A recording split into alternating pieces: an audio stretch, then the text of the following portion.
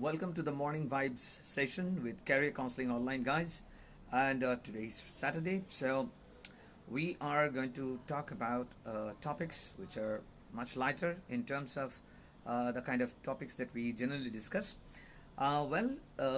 Just drawing a reference, yesterday we had a wonderful interactive session. It was an open session, the one which we called the live studio.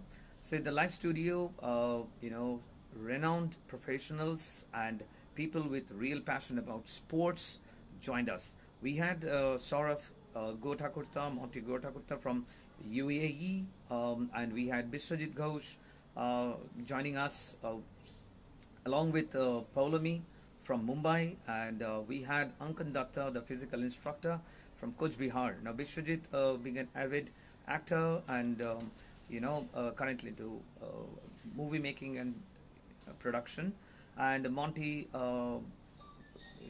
works with Al Nabuda Automobiles, and all of them enriched the session with their insights on the importance of taking care of mental health through physical exercise and through physical activities.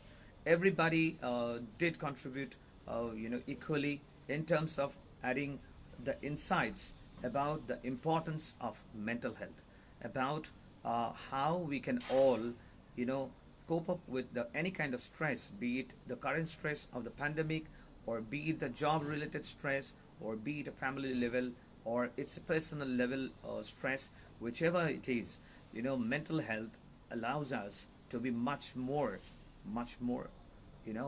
stronger in the way we perceive this and the way we come out of it.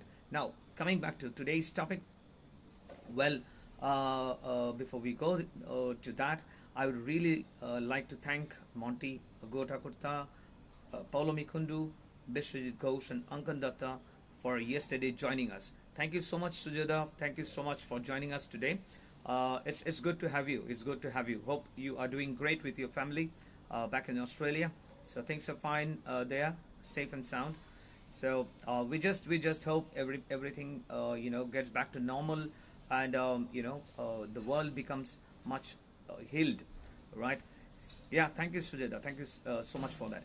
Now the thing is, see, throughout this week we've been talking about a lot of aspects in terms of the corporate world, in terms of the to do's that leader has to do, the management has to do, the employee has to do, and the employers has to do. Now, when we are focusing so much on the to do's, many a times it happens that we tend to forget the not to do's, because it is very important when you are aware of the things that you are not supposed to do. That is also one way of ensuring that you are doing the right thing.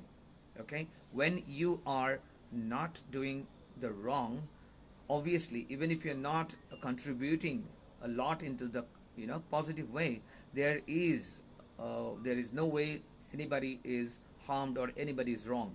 Now, today we are going to talk about it. See, when you are a leader, you will have subjects. Subjects are those who reports to you. Like if you are in terms of corporate world, if you are talking about subjects are your team members, your managers, your team leaders who reports to you. In terms of family life, it might be your children, your wife, your brother, your sister, and anybody who's in the family, and they look forward to you. Okay, and in the community, you could be a neighbor, you could be a citizen. So the thing is, we are always looking forward to one or other.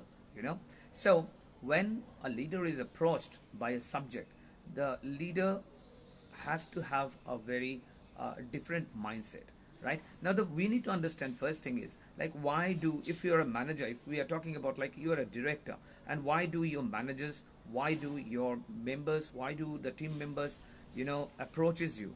It's because that they have been doing a lot of brainstorming and they couldn't come up to a kind of final decision. That's the reason they want you to be included in the decision making process, right? So they are looking for somebody who can remove this haze of confusion, who can help them reach the final conclusion. It's not that they want you to think on behalf of them, or make their job easy, but it's just that they have worked on something and they approach you to understand whether the outcome that they have thought or worked out is aligned to the organizational vision on the mission. So you, being the person who's in alignment to the management's thought about the vision and mission statement, you need to understand like the situation or the I would say the workaround that the team has developed, whether it is as per the organizational demands or not. So what is it? There are basically, I would say, when you are a leader or when you are having somebody reporting to you, I believe there are two main traits which have an immense effect on the way a leader is perceived. The first thing is, see, it is absolutely necessary that when you are a leader, that whenever a confusion, whenever a chaos, or whenever a dispute arises, you hear the dispute, right? If there are two members involved, or if there is two team involved, if there is two process involved, you need to listen together with both of them, both of the process, or both of the process heads, both of the members, and you need to sit with them together. The first thing is you need to sit with them together, hear out what they have to say. Okay. Second is, it is mandated that you sit with them separately also, because once you have sat with them together, there will be a lot of bickering, there will be a lot of mud throwing, there will be a lot of complaint, there would be a lot of confusion arising, and one process defined to say that that process is responsible for the chaos, for the failure of anything. So the thing is, or even if it is two members, one might be having some viewpoints which might not be aligned to the viewpoints of other, and that person might be having a conflict. Now the thing is, with these two members in your team, if they are having a conflict, internal conflict, which is not healthy, because what we'll do is, see, you need both the members in your team to deliver the productivity, right, to deliver the process. Now when both of them are fighting within each other, or if it is a clash between the process, we have seen a lot of times, the R&D department, quoting reference from my past experience, I have always seen, the customer support department had a tough time or a tough situation whenever they reported a customer challenge, irrespective, in context to the software, to the developers, because then the developers had this mindset. It's not that always they do, but many times I've seen that they have a mindset that, we took care of all the development, we took care of all the process, we took care of all the features of the application. It was you guys who couldn't explain it properly, or you could have said that these are the limitations. Now guys, you need to understand, when you're facing the customer directly, when you're handling the client, there is very little scope for you to go ahead and say no. Yes, it is important. There are times when you have to say no, which is many a times we have to do. But the thing is, we need to understand, technology wise, everything is getting possible. So if we are saying no repeatedly, we might lose the client. Now when the client is lost, what happens is all the other department looks forward to the customer support department, right, as to, you couldn't take care of the customer experience, that is the reason we lost the client. But the thing is, might be the customer support experience team was having tough time explaining to the client the limitations of the process, the limitations of the technology, and the limitations of the development scope, right? So the thing is, you heading a team, or you heading a process, or you heading an organization, you have to sit with both the parties, you have to hear their points together. At the same time, you have to sit with them separately, because when you sit with them separately, each of them come out with actual feelings that they got, the kind of problems that is facing. You will find majority of the time it is a problem of understanding. The one guy understands the process in a different aspect, the other guy tries to understand it in a different aspect. Now the confusion is, the process is the same, but the way both of them perceive, in terms of their departments, like the way a process is looked upon by the CRM guys, or by the sales team, or by the customer support experience team or the development team is not the way you will find an accounts team looking into it, or an admin looking into it, or an IT support looking into it. So it is very important that when you are a leader, you hear the points together, both the parties, whichever parties are involved, both, or two or three or four, whoever is having the conflict or the confusion, you sit with them together and then hear out the whole point. Afterward, you sit with each of them separately to understand the in-depth of their understanding of the process. That way, what will happen is it will build up a better connectivity, it will give you a better perspective, and it will let you work on the problem much better, with a clearer concept, with a clear clarity, would be there. Now, what comes next comes, see, obviously when there is a confusion or when there is something a chaos going on, you need to understand one thing. See, there is nothing like the one party is absolutely right, the other person is absolutely wrong. It's not like that. But the thing is, thank you guys, but the thing is, see, it cannot be that both of them are wrong or both of them are right. So one can be right, one can be wrong also, right? In that case, you need to assess or analyze the situation. You need to understand how the things are working. Okay, which solution or which proposed solution is the most beneficial to the organization, to the process, and which will in the long run impact better results. So once you have selected, it's not about the verdict of being right or wrong, but obviously you cannot go up to both of them, or three of the parties or four of the people and say all of you are right, because then again the chaos of the pandemonium breaks in, right? I mean, everybody is right, and once you have confirmed that they are all right, now they get it's like a trademark, it's like a seal, it's like a pact which they get, and everybody again starts fighting on. Now they are more powerful in terms, like they understand that the manager also said that they are right. So please guys, do not try to please everybody, but because you cannot, ultimately you appear to be very hypocritic. Okay, so the thing is, you have to give the verdict, right? You have to say, well, this is not really in terms of the process which we defined, or this is not really in favor of the process, or this is not really the way we do it, or rather this is absolutely wrong, and this is not aligned to the company's or the organization vision and mission. So whenever you are giving this verdict, now see, the thing is, we have always found subjects turning away from their leaders. Why does that happen? That happens because when they go and approach you with a solution, with a problem, with a chaos, they expect a very, very transparent analysis of the situation, and they expect, yes, everybody wants a verdict in their favor. But the thing is, a leader needs to understand the root cause of the chaos, of the problem, of the deviation of the process, and the leader has to give the verdict without attaching any emotion. See, as a leader, you cannot be favoring the wicked. I mean, like, a wicked is a very strong word to use. You cannot be favoring the wrong, and you cannot be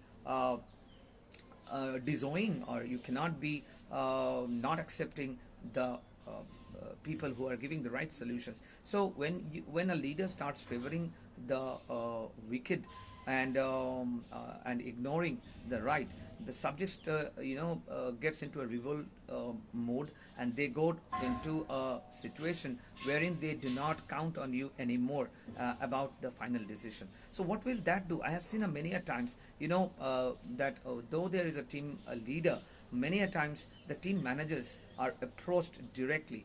Now, when the team manager asked the team as to why they didn't go to the team leader, discussing it, many a times I've heard during many meetings that they have said that we have approached him or her, and we have repeatedly said this, but every time the verdict goes in favor of them, or we are always being wrong, our points are not being heard of, we are not included. Now that is a very, very fatal move on the part of the leaders.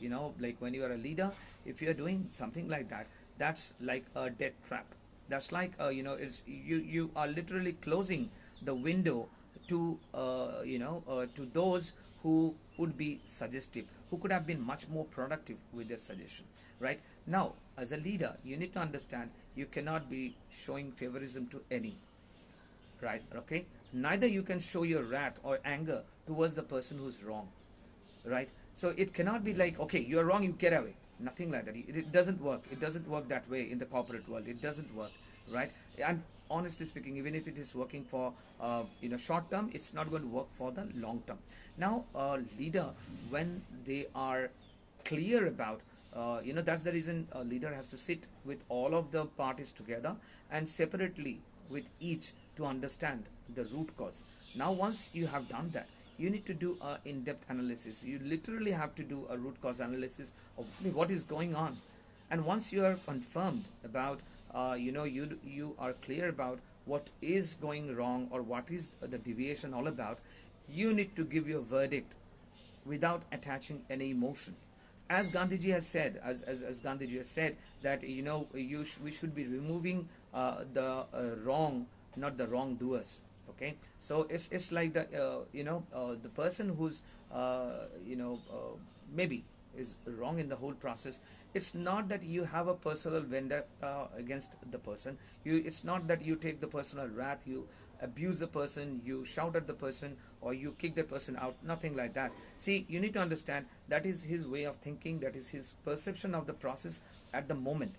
You as a leader do play a role of clarifying those doubts. I'm sure when you clarify those doubts, that person also understands the process the way it is supposed to be. Right? So once that happens, that person also aligns his thought along with the organizational thought, and you have somebody who's going to contribute, who's going to come up with solutions in the coming days. So as a leader, you cannot be providing your verdict with an emotion attached. Like if you are saying somebody wrong, that it is not done on your part, you are not getting it. See, you cannot be showing it with anger. Even if somebody is right, you cannot be like, you start shaking hands and you start appreciating, and you say, yes, I always knew that you were right and the other guy was wrong, and you make us so proud. No, that is not really going to work. What is going to do is, that is going to make that person very, very inflated. Okay, that person would have a very egoistic approach, and the next time this guy approaches the other party, he will be very arrogant, he will be very boastful, because now he believes that he has your support. So as a team leader, as a director, what is most important is to hear the parties out together, to hear them separately, and to give your verdict without attaching any emotion. With that note today, I leave you guys with this thought. Is it right to talk to both the parties face to face, or is it that instead of listening to both, you give your verdict? Like your verdict, his verdict, I don't care about it. I am heading the process, so this is my verdict. So do you think that works in the corporate world? You can write out your reply to careercounselingonline@gmail.com. You can leave your reply at our Facebook page also, which is Career Counseling Online. And we have a wonderful interactive group in LinkedIn by the name of Career Counseling Online. You can join that. We can have a wonderful sessions there discussing about various aspects about career advice and so on. And we have a great YouTube channel also, which is available by Career Counseling Online. This is all together. I mean, like career counseling, there is no space in between. It's all Career Counseling Online. You can do a search in YouTube, and you can find our channel. I would request you to subscribe to our channel, to hit that bell icon, so that every time we upload a great video, it is delivered to your inbox. So together we can learn it. As I said yesterday we had a wonderful interactive session. It was you guys can go to our Facebook page and watch that also. Even I'll be conducting a watch party with that same video today in the evening and in the afternoon. It was a very interactive session. So that is what I always say, that we need to come together, learn together, and survive together. Because whether it's the personal world or the corporate world, we are in it all interconnected. We need to understand individuality is not going to work anymore. With the pandemic, with the current situation and everything, individuality or individualistic approach of mindset is not going to take you very far. So we are all in this together. We are all in this in a process of growing, learning, and contributing together. So as I always say, learn, contribute, and evolve. Take care of yourself and have a wonderful weekend. Take care. Bye bye.